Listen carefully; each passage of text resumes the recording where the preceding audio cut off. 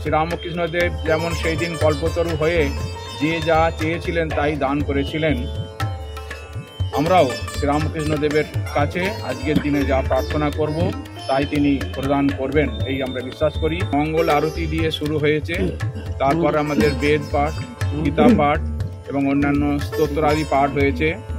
এখন চণ্ডী পাঠ চলছে, শ্রীরামকৃষ্ণদেবের যে ঘর সেই ঘরের বারান্দাতে চণ্ডী পাঠ চলছে এবং শ্রীরামকৃষ্ণদেবের যে মন্দির সেই মন্দিরে আজকে পূজা করা হয়, বিশেষভাবে পূজা করা হয়, বিশেষ পূজা চলছে। তারপরে যজ্ঞ হবে, অর্থাৎ হোম হবে, তারপর আমাদের এখানে ভজন হবে এবং শ্রীরামকৃষ্ণদেবের জীবন এবং বাণী নিয়ে আলোচনা পাঠ হবে।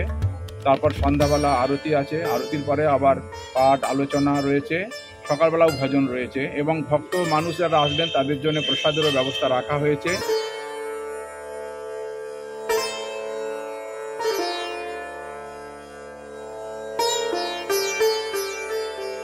বিশ্ব যেন একটা অশান্তময় আছে, সেই অশান্ত থেকে মানুষকে অন্তত সবাই যেন শান্তিতে থাকে সেই কামনাই করছি ঠাকুরের কাছে, সেই আশীর্বাদ করছি।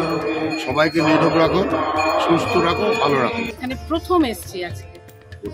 কোথা থেকে এসেছে? আমি এসেছি বর্ধমান থেকে। বছরের প্রথম দিন কতটা ভালো লাগছে এই ঠাকুরের জন্মস্থানে? অবশ্যই খুব ভালো লাগছে। একটা সময় যখন মানুষ প্রথম সময়টা আমি পার করে মধ্যবয়স্ক হয়েছি, তো এখন মনে হয় এইসবই আমার কাছে খুব ভালো লাগছে।